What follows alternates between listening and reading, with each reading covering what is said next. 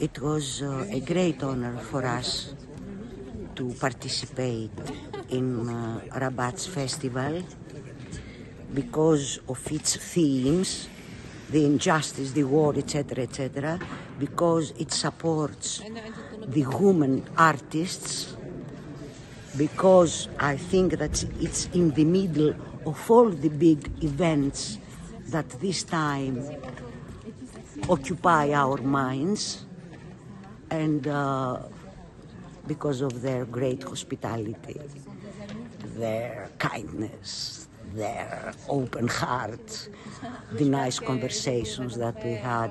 It was like an open embrace, and we will not forget. Yes, I think that yes, and I think that Le Théâtre should do exactly this work. The theater has not much power.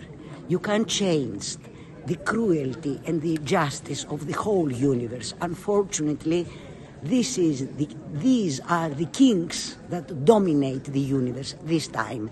But you can help people to stand for people who have their need, to demonstrate against criminality and war, to make us people with open and soft heart, not hard heart, because a hard heart does not understand anything. It's okay, everything is okay, but art can do something. I want to hope this, and I think that